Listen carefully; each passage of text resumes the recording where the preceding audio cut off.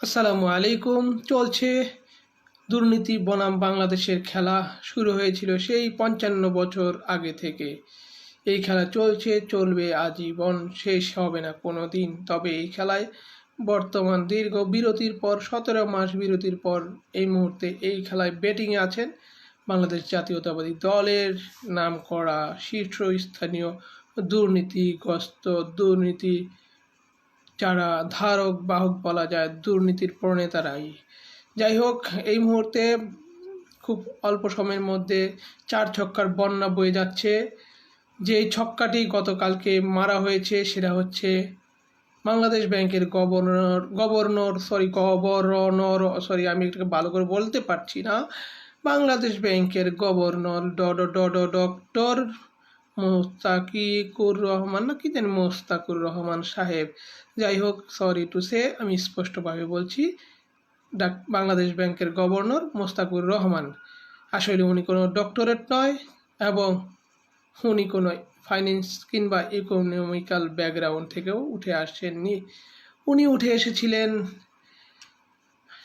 একজন গার্মেন্টস ব্যবসায়ী হিসাবে, এবং তার একটা বড় অবদান আছে বাংলাদেশের মানুষকে, বা অপোজিশন যেই আছে বাংলাদেশ, যারা সব সময় দুর্নীতির বিরুদ্ধে সব সময় ফিল্ডে থাকেন, সেই জনগণের প্রায় 89 কোটি টাকা ঋণ নিয়ে, এটাকে বলে এক প্রকার লক্ষণের দাম, আমি আবার বলছি, লক্ষণের দাম,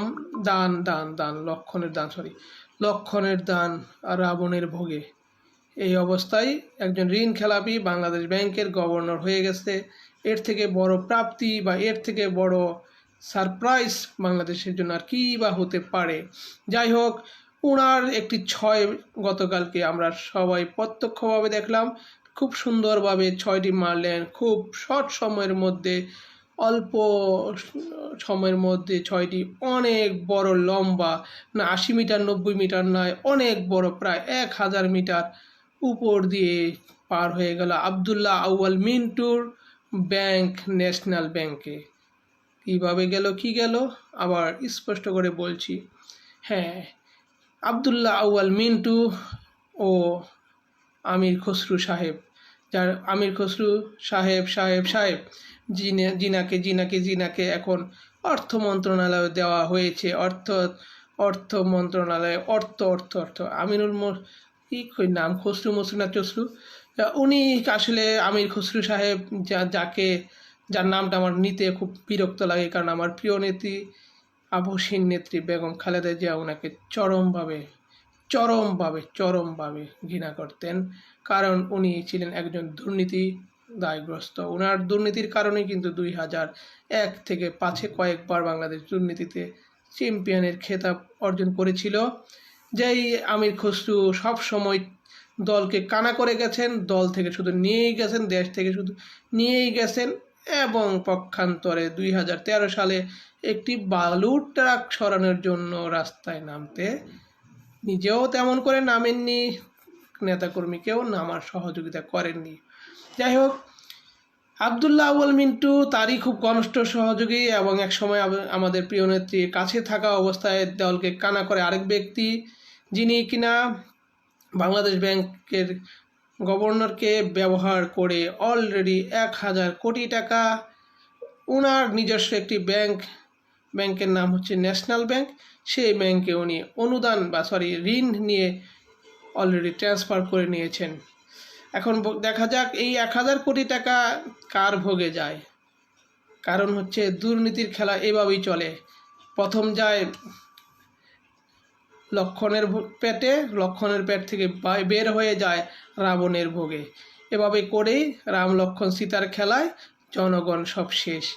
যাই হোক, এই যে আবদুল্লাহ আউয়াল মিন্টু সাহেব, ওনার ব্যাংকে এই টাকাটা গেল, উনি তো দুর্নীতির দায়ে কয়েকবারই বিভিন্ন সময় আসামি হয়েছেন, এবং বাংলাদেশের এক প্রকার ব্যাংক খাতের অনিয়ম এবং ব্যাপক দুর্নীতির জন্য ওনার ব্যাংক, ন্যাশনাল ব্যাংক, অলরেডি দেউলিয়ার কাছাকাছি চলে গেছে।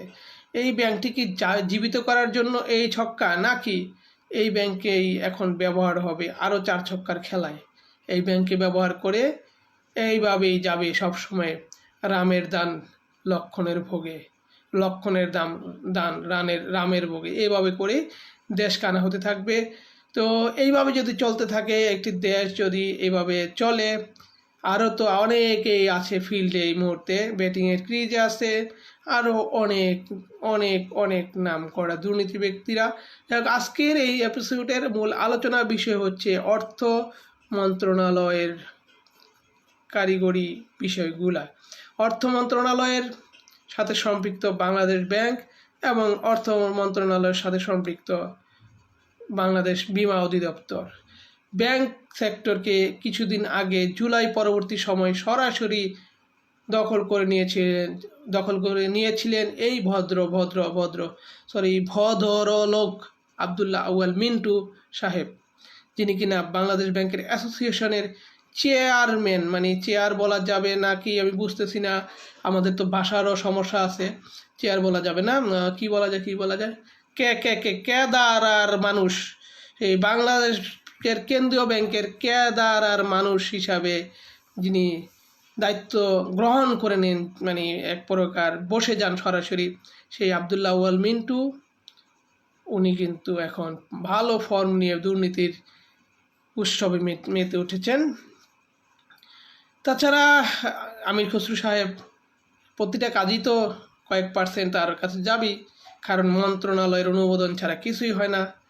এবং বিমা সেক্টর, যদি আমি বিমা সেক্টরের দুর্নীতির মাত্র শুরু, এখন পর্যন্ত তো এরকম তথ্য পাইনি, তবে অগ্রিম কিছু বলে রাখি, সেটা হচ্ছে বিমা সেক্টর বীমা অধিদপ্তরের একটি বিমা অ্যাসোসিয়েশন আছে, সেই অ্যাসোসিয়েশনের চেয়ারম্যান পদে আছেন আরেকজন ব্যক্তি, যার নাম নাসির উদ্দিন আহমেদ পাবেল, নিজামুদ্দিন সাহেবের সন্তান, যিনি কিনা বাংলাদেশ জাতীয়তাবাদী দলের একজন নতুন তরুণ নেতৃত্ব। তার ব্যাপারে আমাদের অবজারভেশন রাখতে হবে। কিন্তু ওনার বাপের ব্যাপার বা ওনার পিতার ব্যাপারে যদি বলি, উনি একজন সত্যিকারের একদম সূক্ষ্ম চিন্তার মেটিকুলাস পারসন, যিনি কিনা দুর্নীতির মহা উৎসব করেও ধরা পড়েননি। শেখ হাসিনার সাথেও উনি খুব সুন্দর আতায়াত করে বাংলাদেশে উনি মেঘনা লাইফ ইন্স্যুরেন্স সহ বিভিন্ন প্রচুর পরিমাণের অর্থ অলরেডি যা করার তাই করেছেন। যাই হোক, উনার সন্তান এখন জুলাই পরবর্তী ওই একই সুযোগে আব্দুল্লাহ আউয়াল মিন্টু চায় যে এই পথে সেই পথেই হেঁটে বিমা অ্যাসোসিয়েশনের চেয়ারম্যান পদ, এখানেও চেয়ারম্যান বলা যাবে না, কারণ আমাদের তো ভাষা দিবসে আমাদেরকে ভাষা শেখা হচ্ছে, বা ভাষা তো আমাদের এখনও পুরোপুরি শিখতে পারি নাই। ভাষা শিখতে হলে আমাদেরকে অনেক কিছু বাদ দিতে হবে, বাংলাদেশ জিন্দাবাদ বাদ দিতে হবে, অনেক কথা আসলে একটা থেকে আরেকটা চলে আসে। যাই হোক, ওগুলো বলবো না, ওই যেই কথা সেই কদু, একই পথে হেঁটে বিমা অ্যাসোসিয়েশনের চেয়ারম্যান হয়ে যান এবং বাংলাদেশের যত দুর্নীতি, যত আকাম কুকাম, রিজার্ভ দেশের বাহিরে পাঠানো, রেমিটেন্সের হয়ে রিজার্ভ আসা এবং রিজার্ভকে সিস্টেমেটিকভাবে দেশের বাহিরে পাচার করার যে মাধ্যম বা সিস্টেমগুলো আছে, তা কিন্তু বাংলাদেশ ব্যাংক বা বিমা এগুলাকে অ্যাভয়েড করার কোনো সুযোগ নেই। অর্থাৎ এখন চলবে 4 ছক্কা বাউন্ডারি, প্রথম যাবে জনগণের দান, জনগণের অর্থ লক্ষণের পেটে, তারপরে যাবে সেখান থেকে রামের ভোগে, আর রামের ভোগের থেকে যাবে কোথায় আল্লাহ পাকই ভালো জানেন। সবাইকে অসংখ্য ধন্যবাদ এই ভিডিওটি সম্পূর্ণ দেখার জন্য, এবং আপনাদের কাছে একটি রিকোয়েস্ট থাকবে, সেটা হচ্ছে আমাকে সবসময় ফলো করার চেষ্টা করবেন, এবং আমার যদি ভুল ত্রুটি হয়ে থাকে আপনারা আমাকে ক্ষমা সুন্দর দৃষ্টিতে দেখার চেষ্টা করবেন। আসলে দেশকে বড় বেশি ভালোবাসি, এই দেশের মাটির মানুষের সাথে মিলেমিশে একাকার হয়ে থাকতে চাই, তাই দেশকে নিয়ে যেই দুর্নীতি করবে, অন্যায় করবে, যে যাই করবে সহ্য করতে পারি না। তাই আমি এই মুহূর্তে চাইলেই পারতাম বাংলাদেশ জাতীয়তাবাদী দলের একটি ভালো সুযোগ নিতে, যেহেতু আমি দীর্ঘদিন দলের সাথে সম্পৃক্ত ছিলাম, কিন্তু আমি কখনো দুর্নীতিকে সাপোর্ট করি নাই, ইনশাআল্লাহ মৃত্যুর আগ পর্যন্ত করব না। দেশ ও জনগণের পাশেই থাকব। যদি বাংলাদেশ জাতীয়তাবাদী দলের যে ভালো কাজগুলো পাবো সেগুলোকে নিজের মানে স্বইচ্ছায় সুন্দরভাবে স্বাগত জানাবো, আপনাদের মাঝে তুলে ধরবো। তাদের দুর্নীতি পেলে সেটাও তুলে ধরবো। এছাড়াও অন্য যারা দল এখন যারা লিডে নেই তাদেরকে নিয়ে তো আসলে আলোচনা নেই, যদি তারাও কখনো লিডে আসে আর আমার আমি যদি বেঁচে থাকি, ইনশাল্লাহ তাদের সকল সেক্টরের দুর্নীতির বিরুদ্ধে কথা বলাই আমার নৈতিক দায়িত্ব। যেহেতু আমি একজন নিজে বর্তমানে মানবাধিকার সংস্থার সাথে আছি, মানবাধিকার কর্মী হিসাবে, রেসপন্সিবল হিউম্যান রাইটস বিং হিসাবে আমি সেই কাজগুলো করতে চাই, আপনাদের সহযোগিতা চাই। যদি আমাকে মনে চায় ভালো লাগে তবে আমাকে সাবস্ক্রাইব করে রাখবেন, ফলো করবেন ইনশাআল্লাহ। আসসালামু আলাইকুম ওয়া রাহমাতুল্লাহি ওয়া বারাকাতুহু।